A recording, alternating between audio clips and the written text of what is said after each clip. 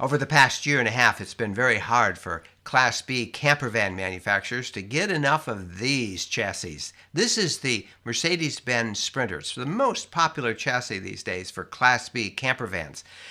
Because they had been made in Europe, in Germany, they would then be shipped over to North America in parts, and then the parts would be assembled, and there just was a backlog in getting enough of them to the manufacturers.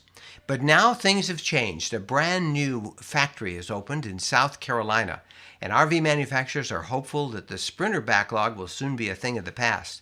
Mike Neuendorfer from Advanced RV recently visited that factory.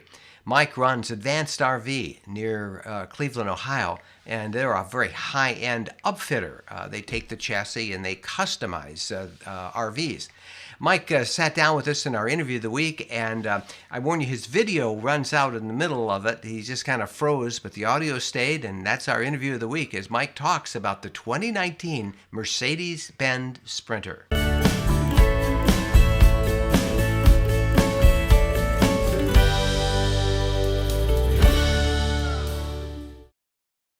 Well, joining us right now from Advanced RV is Mike Neuendorfer. And Mike, welcome to the program. And tell us about the 2019 Sprinters. Everybody's anxious to learn all about them.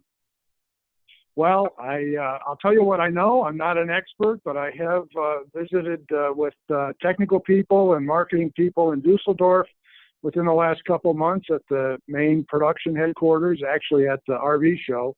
And then again, subsequent to that, I visited South Carolina, did a tour of the new production plant, $500 million plant. So I have a little bit of insight. I was able in South Carolina to actually drive the new 2019 Sprinter, and there's a lot exciting about it. So just a few of the things. Most of the changes have been in safety and in comfort. The big thing that's happened with drive and handling is that the diesel engine now has a 7-speed transmission, where in the past it's had 5-speed, and I think this made a difference in how it handled or how it drove, and I think this will be a big benefit. A couple other things that people will be interested in that they've been asking about is an electric actuated sliding door.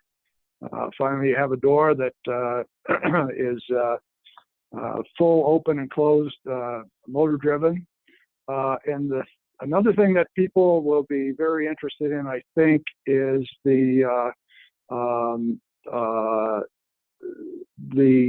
customer interface, or the user interface. There's a 10.5-inch display option with a smart voice actuation. It has a 360 display option. It has the new GPS. So the whole, and subwoofers, the sound system is much better. And then another big thing is the seats.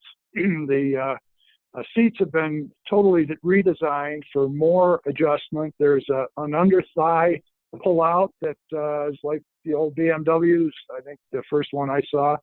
And the seats are generally much more comfortable than the Mercedes seats. There is an electric actuated option on the seats. So these are a few of the things that I think make the 29 pretty unique and a big improvement over past units. Now, Mike, you had a chance to visit the brand new factory in South Carolina. Tell us a little bit about that. What's that factory like? And more importantly, I think, is when are RV manufacturers going to actually start getting their hands on these 2019 models?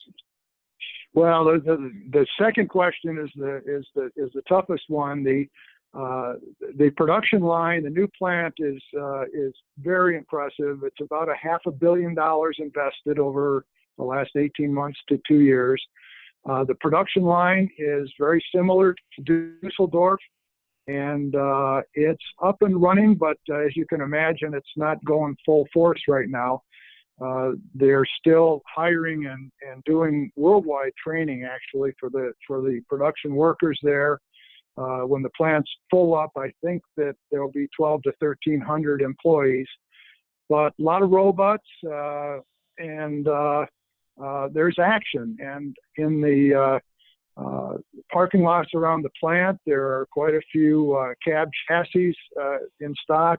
We saw on trailers being leaving the plant. Actually, on the street, we saw the first one with the Amazon Sprinters, which are coming off the line already. I think people know that there were 20,000 ordered, and they're being produced. So there's production coming off the line. They're still tuning things up and hiring people and training, but it's working. So there's 20,000 Sprinters, 2019 Sprinters that Amazon bought. That kind of, I guess that kind of a great customer, they're going to get the first service, and by the time it's released to the various manufacturers and upfitters, we're second in line, I guess, for all that. Mike, they're going to be producing a gas engine for the Sprinter. Is that right? It is. It's going to be on the 1500 model, which probably isn't something interesting for upfitters.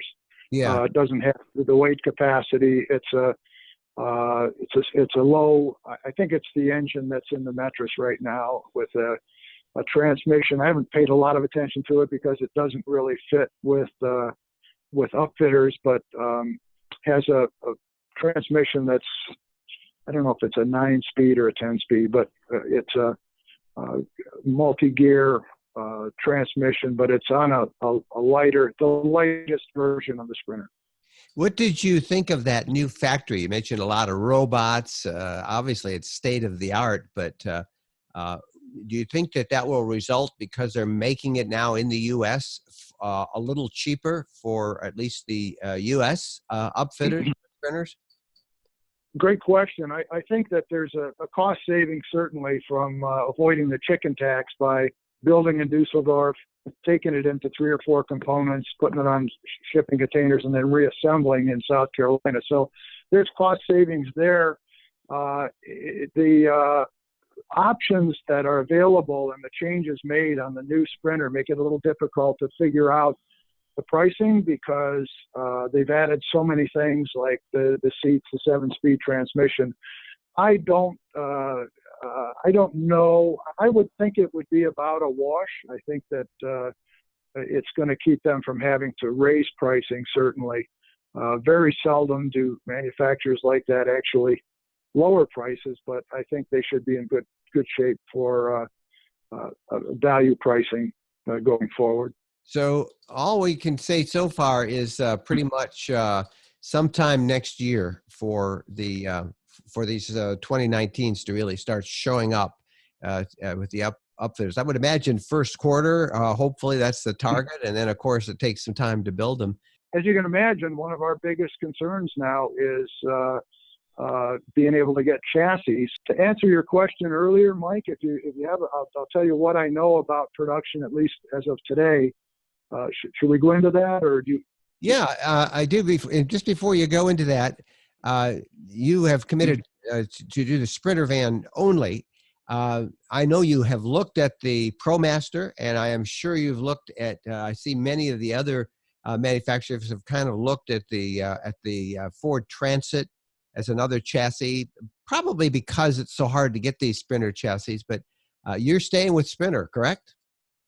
We are, and there are a few reasons, and I think they're both the other chassis, the Transit and the Fiat, the Dodge, have benefits. There's some things we like about them, but all in all, neither one has the weight capacity of the Sprinter, and none of them have, as we can judge, the safety and some of the other amenities that this Sprinter chassis has. A couple other little things, and they're not so little, but they're things important to me as a user. The Transit is much more difficult because of the way the engine comes back into the passenger compartment to get up and go to the rear while you're running. And we like to keep a seatbelt on, but Marcia, when we travel, gets up to go make a sandwich maybe, or grab an iced tea, or go to the bathroom while we're running. And the Transit, the way it's configured, makes it difficult to do that. So that's one of the issues. Plus, it doesn't have the weight capacity. The Travato is it's a little uncomfortable for me as a larger person to drive, and so and there's some other things. Again, the weight capacity. We get a lot of those Transits and the Travatos in to upgrade the suspensions to air suspensions, and the smaller Travatos are always down on the bump stops. In other words, the suspension, once they're built as a motorhome, is bottomed out. Now the 2500s are a different story, but so there are some things that, looking at the overall evaluation of the competitors to the Sprinter, we're going to stick with Sprinter. Now, tell us a little bit more about the production of the Sprinter a little bit for us. So, what do you know about that might help people understand as they try and make their buying decision about these new 2019s whenever they become available? Well, the encouraging to me this summer when I went to the factory was the line is moving, and they are manufacturing, and there are quite a few in the lot there. We will have an official order guide now the 1st of December, and I think that's a pretty good number. It's kind of shifted for it was supposed to be October, then November, but I think we'll be able to officially order the 2019s in the 1st of December. We do have an allocation that we've been able to negotiate with Mercedes. The production for that allocation will start in December with the two-wheel drive 144s and the standard length 170. The 170 extended will start production in January, and the 4x4s will start production in February. And between production and delivery, it's 4 to 6 weeks is what we're figuring. So it's not ideal, but I think those schedules are fairly good, and that we have a significant backlog, as we usually have, of clients who have deposited for their custom Sprinters, and we think that we're going to be able to, with the production schedule, we'll be able to build ahead some of the components and then start shipping without too much interruption this spring. Mike Neuendorfer from Advanced RV, thank you for making some time for us today and helping us understand that the new Sprinters are coming.